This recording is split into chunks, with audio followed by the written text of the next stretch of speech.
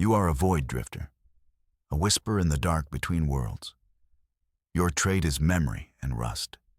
You salvage the forgotten things from dead star systems. Your ship, the Stargazer, is your only home. It smells of ozone and recycled air. It is a lonely existence, but it is yours. You float through the skeletal remains of a forgotten empire. Metal bones of dead stations gleam in the starlight. You pilot your scavenger drone through a shattered hull. The console beeps softly. It reports worthless alloys and radiation spikes. Another dead end. Another day of making just enough to refuel. You find things others leave behind. A data chip with a family's last message. A child's toy, its paint faded by millennia of silence. Sometimes you find priceless artifacts. More often you find old snack wrappers. The void is not always glamorous. It is mostly empty, cold, and quiet. But you know its secrets. You can read the decay of a derelict ship like a book. You understand the language of failing power cores. The darkness is your partner. It tells you where to look. And today, the darkness is whispering something new. Something that feels different. It started as a flicker on your long-range sensors. A distortion that should not exist. A tremor in the fabric of space itself. Old void drifters have stories about such things. They speak of them in hushed tones and dusty starport bars. You never believed them. You considered them tall tales for greenhorns. They spoke of the Star Eater. They called it the maw of the ancients. A black hole tamed and hidden by a long-dead civilization. A civilization so advanced they could cage a singularity. They used it as a power source, a weapon, a god. They built their entire world around this captive heart of darkness. The legends say the ancients vanished. They left their greatest creation behind. It sits in a starless sector, guarded by forgotten technology. No one knows the coordinates. No one has seen it and returned. Most pilots think the story is just a ghost story, a way to scare people away from dangerous, uncharted space. But you saw that flicker, that impossible ripple in the void. You recorded the data. You ran the simulations. The math does not lie. The ghost story is real. Somewhere out in the deep black, a caged monster waits, and the thought of it sends a shiver down your spine. A private comm request appears on your console. The encryption is military grade, and then some. You have never seen anything like it. Curiosity gets the better of you. You accept the connection. A figure appears on your screen. It is cloaked in shimmering distortion, a privacy filter of immense power. The voice is smooth and deep. It speaks of a unique opportunity, a prize beyond reckoning. The figure knows about your skills. It knows about your recent sensor readings. It knows you are the only one who might believe. He wants you to steal the Star Eater for him. The absurdity of the request makes you laugh. You tell him it is impossible. A fairy tale. He offers you a payment that makes your breath catch. Enough to buy a moon. Enough to never drift in the cold dark again. He transfers a down payment to your account. The number has more zeros than you have ever seen. This is not a prank. The cloaked client explains the target. A singularity contained within a chronoton field. The field is powered by the black hole itself. A perfect self-sustaining prison. He provides a data shard. It contains a fragment of a star chart. He says the rest of the map is a puzzle, one only a true void drifter can solve. You look at the money in your account. You think of a life without rust and recycled air. A life with a real sun on your face. Every instinct screams danger. Every rational thought tells you to run. But you are a drifter. You chase the forgotten things. And this This is the most forgotten thing of all. You agree? This job is too big for one person. It is too big for your little stargazer. You need a crew, a very specific kind of crew. First, you need a gravity weaver, a rare specialist who can sense and manipulate space-time. They can soothe a singularity, or they can enrage it. It is a delicate and dangerous art. You travel to a hidden outpost on a rogue asteroid.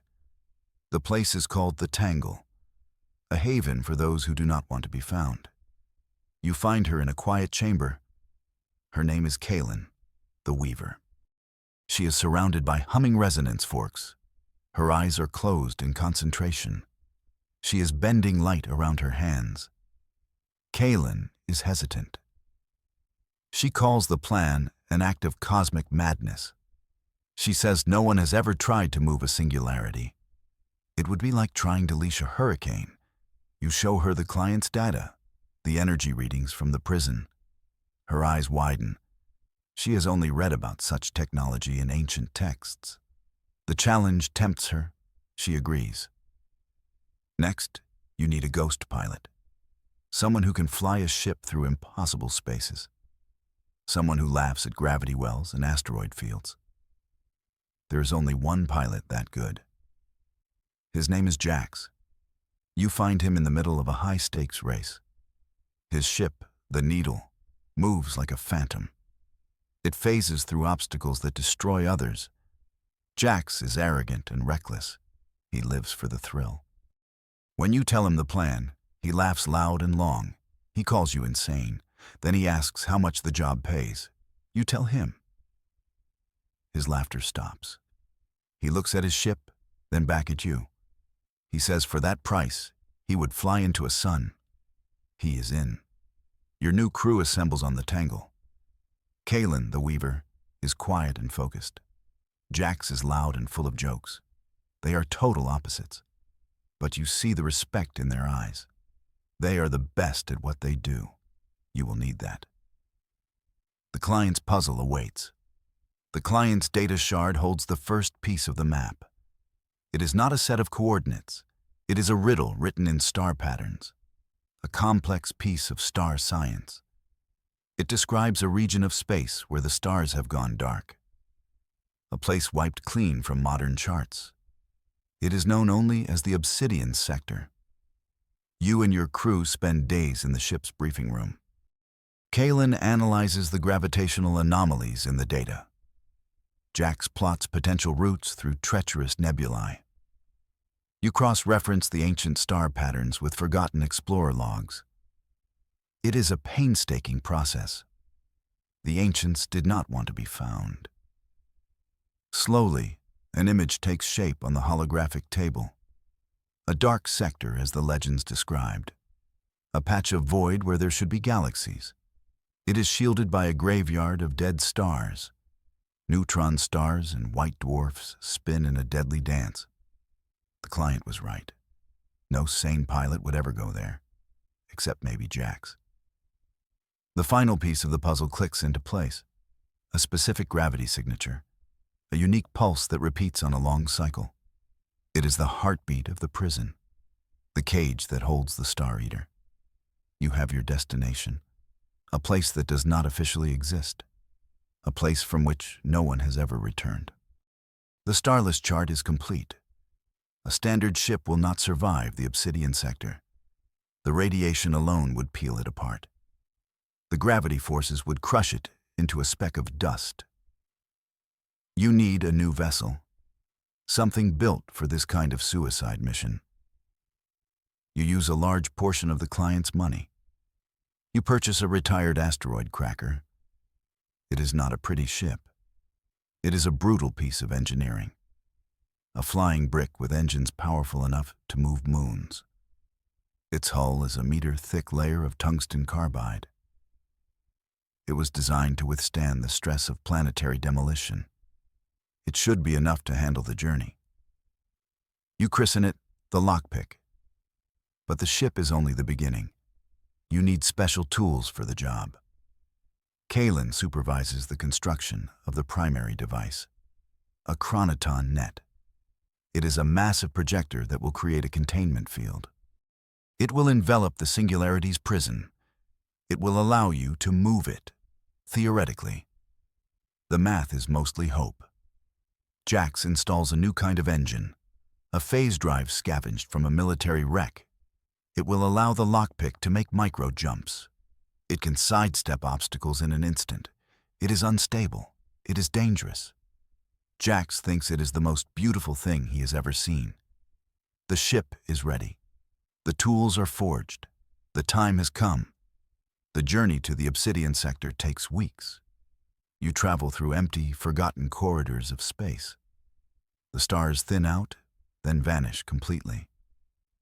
The void ahead is a perfect, featureless black. The only light comes from your own ship. Jax is unusually quiet at the helm.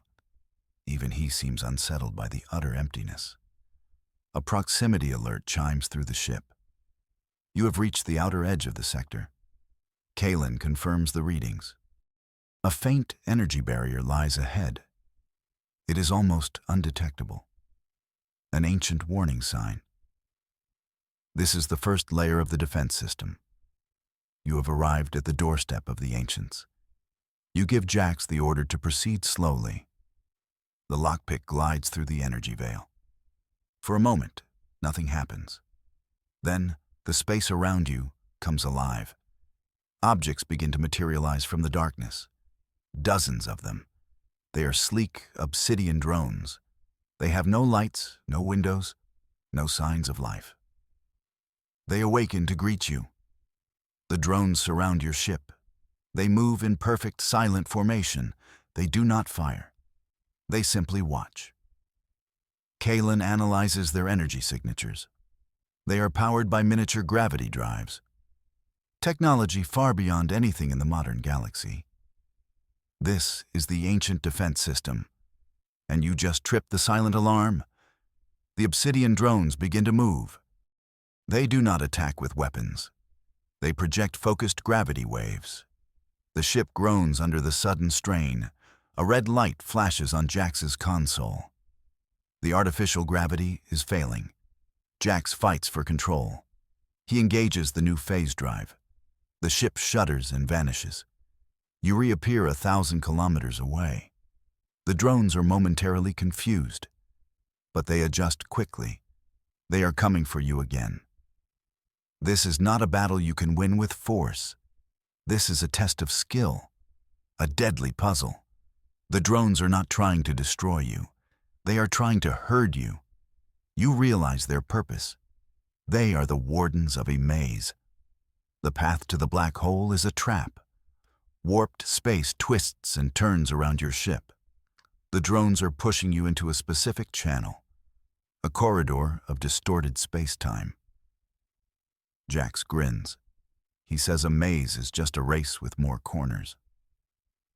The ship plunges into the gravity maze. Your view screen shows a nightmare of bent starlight. Space folds in on itself. A straight line is no longer the shortest distance. Jax is in his element. He pushes the phase drive to its limit. He makes jumps that should be impossible. The lockpick dances on a razor's edge. Kalen acts as your navigator. She reads the gravity currents. She calls out the path a split second before it appears. Hard to port now, she says calmly. Prepare for an inversion field ahead. Jax complies without question. Her calm focus and his wild skill work in perfect harmony. They are a strange and beautiful team. You watch the drones on the tactical display. They are relentless. They anticipate your moves. They try to box you in. The forces on the hull are immense. The tungsten carbide hide glows dull red from the stress. Any other ship would be a memory by now. But the lockpick holds. You are deeper inside the maze now. Deeper than anyone has ever gone. You clear the final turn of the maze. The obsidian drones fall back. They return to their silent patrol patterns. You have passed their test. The space ahead is calm and quiet. Your sensors show a single object, a perfect sphere of blackness. It is surrounded by a colossal ring of glowing technology. You have found the prison, but you are not alone in the darkness. As you approach, new figures emerge from the shadows of the ring. They are not ships. They are not drones. They are giants. Golems made of pure, shimmering energy. Their forms are humanoid, but indistinct. They carry staffs that crackle with contained power. The Elder Guardians. There are 3 of them. They move without propulsion. They simply exist where they want to be. They position themselves between you and the prison. A silent, final warning. Kaylin's breath hitches. She says their energy signatures are off the scale. They are not machines. They are something else entirely. Something closer to life. One of the Guardians raises its staff. It sends a message directly to your ship's computer. The language is ancient, older than any known civilization, but the meaning is clear. Turn back. You are trespassers in a sacred place. This is your only chance to leave peacefully. Jax asks if you want a reply. You wonder what the polite way to say no is. You decide to ignore the warning. You order Jax to approach slowly. The Guardians react instantly. They raise their staffs in unison. Beams of raw energy lance out. They are not lasers. They are something far worse. They are streams of focused chronoton particles. The same energy that cages the black hole. Jax phases the ship just in time. The beams slice through the space where you were. Kaylin shouts a warning. The beams are not just destructive. They disrupt time. Where they passed, space is aging rapidly. You see ghost images of your ship decaying into dust. This is a weapon that kills you in the past. Your crew is silent. The reality of the danger settles in. This is not a heist. This is a tomb. The battle is a desperate dance. Jax pushes the phase drive beyond all safety limits.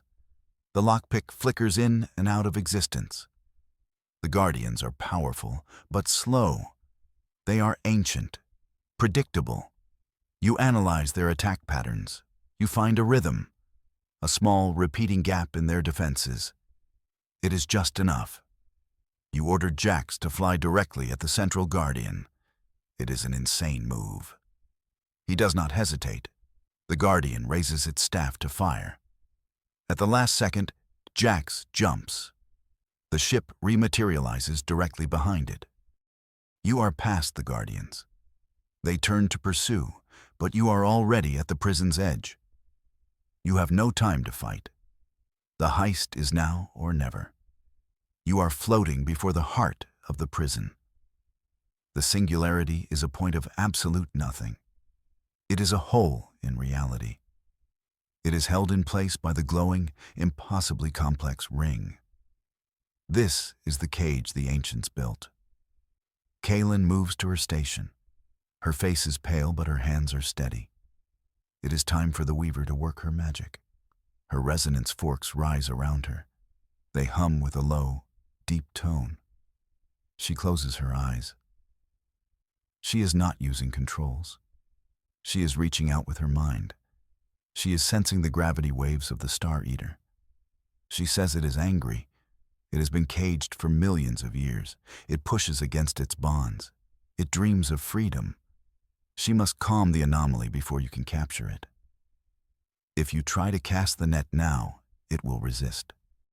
The resulting feedback loop would vaporize this entire sector, and you along with it. Kaylin begins her work. She sends out gentle pulses of gravity, a soft rhythm, a soothing song sung in the language of space-time. The ship is still. The Guardians are holding their position. They seem to be waiting. They will not risk firing so close to the prison. Jax watches the energy readings from the singularity. He mutters that the angry space monster seems to like Kaylin's music. The energy spikes are becoming less frequent. The beast is calming. The process is slow. It takes hours. Kaylin is drenched in sweat. The strain of touching a singularity's mind is immense, but she does not falter. The deep thrum of the prison begins to soften. The violent energy flares die down. The Star Eater is becoming quiescent. It is almost dormant. It is now or never. Kaylin opens her eyes. She gives you a single, sharp nod. You give the order. Cast the net. The huge projectors on the lockpick's hull power up. They whine with immense energy. A web of shimmering golden light erupts from the ship. It expands rapidly. The chronoton net flies towards the prison ring. It is designed to interface with the ancient technology. It will hijack the containment field. The net connects with the ring. The effect is instantaneous. The entire structure flashes with golden light. Your ship's computer screams with alerts. The net is active. It is drawing power directly from your core. All non-essential systems go dark. The lights on the bridge flicker and die. Only red emergency lighting remains. The lockpick strains against impossible forces. The singularity is now tethered to your ship. You are not just carrying it. You are its new anchor point. The ship's frame groans. Metal shrieks in protest. Jax is fighting the controls. He is keeping the ship from being torn apart. The tungsten carbide hide is the only thing saving you. Kaylin collapses into her chair, exhausted but triumphant. She has done her part. The monster is calm. The prison is in your hands. You have done it. You have stolen a black hole. A message appears on your main screen. It is the client. The cloaked figure is back. His distorted voice fills the bridge. "Excellent work," he says. "Your part in this is now over." The client's voice is cold. It lacks the smoothness from your first meeting. A fleet of ships decloaks around you. They are sleek, black warships. They surround the lockpick. Their weapon ports are open. They are all aimed at you. You stare at the screen in disbelief. This was the plan all along. The cloaked figure chuckles. A harsh, grating sound. He never intended for you to survive this. You were just the tool, the disposable key to open an ancient lock. He could not risk anyone knowing how to do this, or that he now possessed the universe's ultimate weapon. He wanted no loose ends, no witnesses. Jax curses. He tries to power the phase drive, but it is useless. The chronoton net is drawing all the power. You are a sitting duck. Kaylin looks at the warships, then at the singularity on her screen. A slow, dangerous smile spreads across her face. "He has made a mistake," she whispers. "He thinks the cage is still locked." She is right. The client thinks he controls the prize. But the chronoton net is your device. It answers to your ship. It answers to Kaylin. The Star Eater is not his weapon. It is yours. You have it on a leash. And it is still very, very hungry. You look at Kaylin. You look at Jax. A silent understanding passes between you. You did not come this far to be someone's pawn. You ordered Jax to target the client's flagship. He cannot fire weapons. But he can do something much better. He can aim the tether. He can aim the leash. Kaylin returns to her station. Her hands fly across her console. She is not soothing the singularity anymore. She is waking it up. She is opening a single tiny window in its prison. A window aimed directly at the client's fleet. She is letting the monster taste the air. The client's ship fires. A volley of plasma torpedoes streaks towards you. They will never reach you. From the prison, a tendril of blackness extends. It is not light. It is the absence of light. It touches the first torpedo. The weapon simply ceases to exist. The other torpedoes follow. They vanish without a sound. The black hole leash is now a weapon, a whip of pure gravity. At Kaylin's command, the tendril strikes. It lashes out at the nearest warship. The ship's shields flare for a nanosecond. Then they are gone. The hull is stretched thin. It becomes a stream of atoms pulled into the void. The ship is devoured in complete silence. The client's voice screams over the comm. He is in a panic. He cannot understand what is happening. This was not part of his plan. He orders his fleet to fire everything. A storm of energy washes over your position, but it is useless. The tendril of the Star Eater is a perfect shield. It absorbs everything. It consumes all. You have unchained a god. The client's fleet is no longer a threat. It is food. The tendril of darkness moves with terrifying grace. It plucks ships from the sky, one by one. There are no explosions, no debris. Just a clean, silent erasure from existence.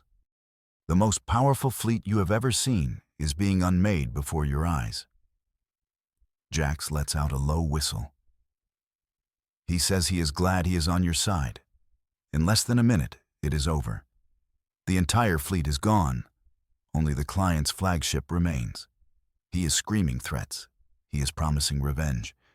You open a channel. You wanted a weapon, you say. Congratulations, you found one. You give Kalen the final order. The leash cracks one last time. The flagship vanishes. Silence returns to the obsidian sector. The lockpick is heavily damaged. The power core is strained to its breaking point. But you are alive. The chronoton net is stable. The Star Eater is quiet once more. It is secure. It is yours. You look at the sphere of perfect blackness tethered to your ship. You hold a Star Eater on a chain. You are no longer just a void drifter. You are no longer a salvager of rust and memories. You are something new. Something the galaxy has never seen before. A person who holds a singularity on a leash. A privateer with a pocket-sized apocalypse. The power you now command is unthinkable. Your crew is quiet. They are looking at you, waiting for your command. What will you do now? Will you sell it? Will you hide it? Or will you use it? The galaxy does not know you exist, but it will. Soon, everyone will hear the whispers. The story of the drifter who stole a black hole. The galaxy wonders what you will do next. The truth is, so do you.